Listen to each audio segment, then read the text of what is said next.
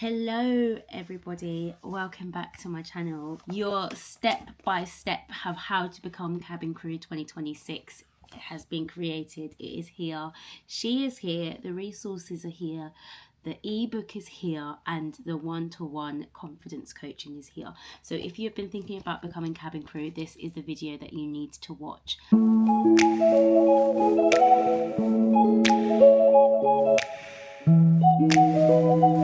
Step breaking it down how you can become cabin crew or flight attendant, whatever you call it. This has been a long time coming. I've done other videos on this, but I feel like this is probably really the video with all of the insight that I have currently and recently picked up. As somebody who's been off work for a little bit, I have come up with the complete blueprint for you. So if this is something that you are interested in, if this is a job that you've been thinking about doing for a long time but haven't done yet, now is the time. Cabin crew is a fantastic job in general. I think everybody should be cabin crew at least once in their life. The two major factors that stop people from becoming cabin crew or flight attendant, I am going to be referring to cabin crew as being cabin crew because I am UK based and that's what we call them. We don't really call them flight attendants or pursers, specifically in my airline anyway. The two things that stop people from pursuing their dreams and becoming cabin crew is not believing they can do it and the salary. So let's start off with the prospect of cabin crew. So the reason why I always advocate it so much as a job role for people is because it can teach you independence, it teaches you problem solving, it teaches you communication skills. Firstly, because you're forced to be independent, and every time you fly with a different crew, so you're making friends and every trip that you go on. The problem solving in the air is obviously everything is really limited, so you can't always access different things, so you have to think on the spot. So it really evokes those problem solving skills, and so with that you learn to adapt personally and in the care and safety of your passengers. So there's a lot that you can learn within it. I don't think it's a job role that people should do forever. It is definitely a career that can be pursued and you can work your way up the ranks. But I do think if you're thinking of a career break and you're not entirely sure what to do, cabin crew is the perfect thing for you. Perfect. You will be enticed by it. The training is interesting, well for me anyway. You will love the fact that you get to travel anywhere, you get discounted tickets, discounted perks, upgrades and stuff. So even if you're thinking to yourself, do you know what, I'm not entirely sure what I want to do, but I want to do something different for a year, cabin crew is the place to go, I promise you. So with that being said, let's get straight into your step-by-step of how to get into cabin crew. So firstly, if you have not already downloaded my free interview tips template, then please do in the link. That will give you the blueprint of what you need to take into the interview with you and the things that you need to consider. So if you take that with you just before you go in and you go over the kind of different points that I mentioned, you'll be able to enter your interview feeling refreshed and ready to answer those questions, because the template talks about exactly what they're looking for airline to airline. I also have an ebook linked down below, so if you are feeling like you need that extra help, if you have been applying for years and you haven't got there yet and you really want something that is going to ask you all of those questions, that is going to really support you further, I would say to purchase my ebook down below. I spent ages on this, so there's so much information, my heart, my soul, all of my insight is in that ebook. So if that is something you're interested in, please look at the link below. And the last thing that I'm going to advocate before we get into the step-by-step is that if you are really feeling like you need that extra push and you really feel like you need to speak to me and you need some extra advice, or you need somebody to look over your CV and give you those pointers for this specific role, then I do offer one-to-one coaching. That will also be in the link below. So without further ado, let's get straight into your step-by-step. Your first step is going to be identifying the airline that you want to work for.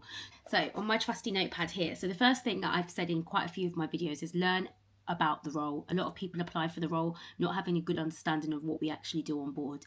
Please turn up to the interviews knowing a little bit more about the role other than the fact that we serve you food. That shows a real passion and interest into the job role and a possible career. So, you know, we are trained in aviation medicine, we are trained in safety, we are trained in food hygiene. There's lots of different sectors that make up cabin crew. So research the role, watch some content, watch some videos like this, watch some things that show you a day in the life of a crew, so you kind of get an understanding of exactly what we do. And so when questions are asked to you, you're not so confused on why that specific question is relevant to you. Number 2, research your airlines.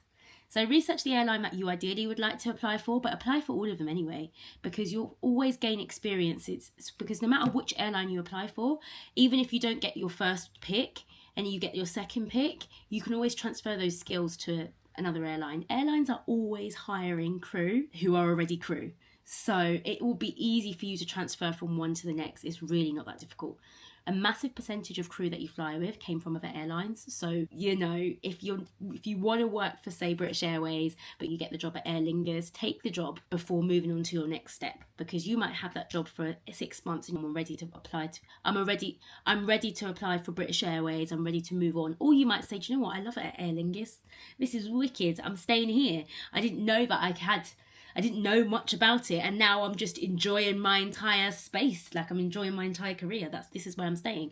So really give other airlines a chance. You will always be able to get to your end airline in that you will always get to your desired airline in the end. I promise you.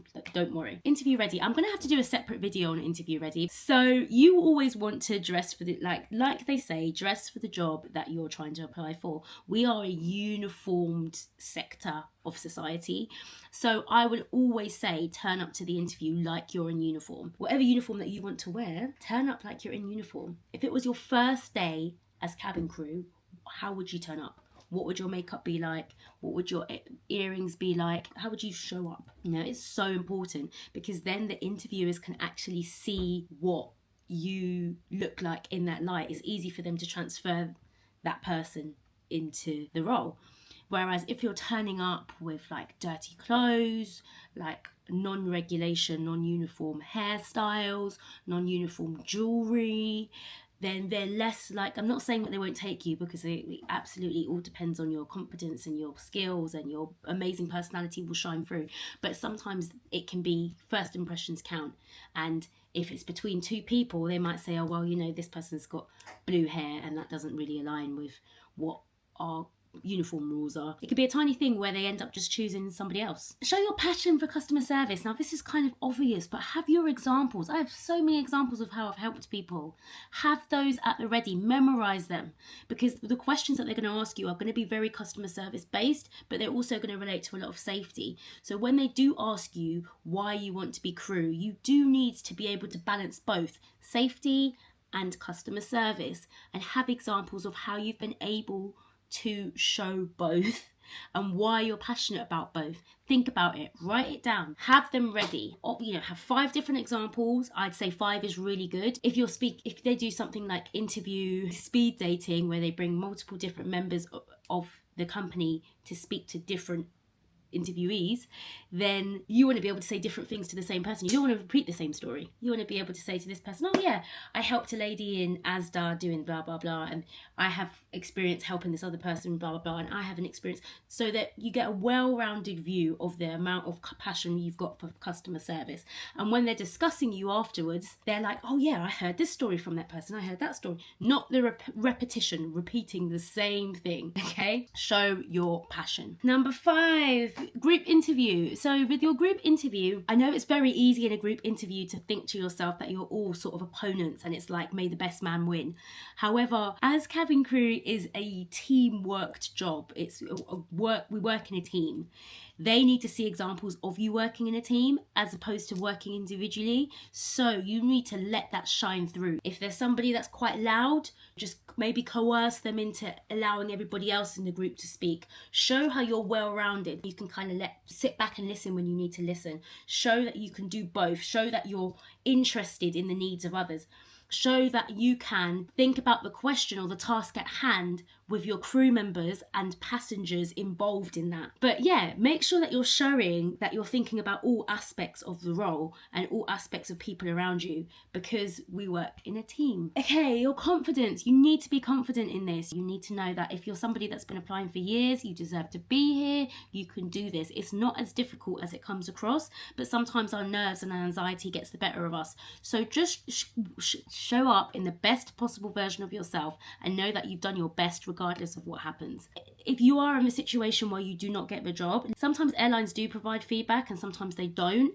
I would say maybe at the end of the interview, if you can get that from people, because it will then support you going into your next role, and then you can adjust yourself and improve. Don't look at a disappointment as, oh my gosh, they hate me, I'm never going to be a flight attendant. So those are step by step, the blueprint, the initial step by step process for you to become cabin crew, for you to be accepted.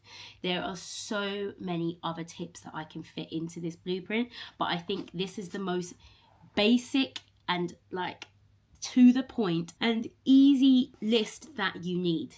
And you need to come back to this video just before you go into your interview so you can get yourself together and recognize that you are capable of doing this. A lot of the messages that I get about support into the role, most of it comes from self-concept and self-confidence. A lot of it is people not believing that they're capable of doing the role, you know, especially if you're really passionate about it. So with that being said, I hope this video really helped you. As I said before, I've got loads of resources in the description bar down below. If you've got any questions, please reach out to me. My email address is there too, and you can find me on social media right here. Lots of love. I'll see you in the next one.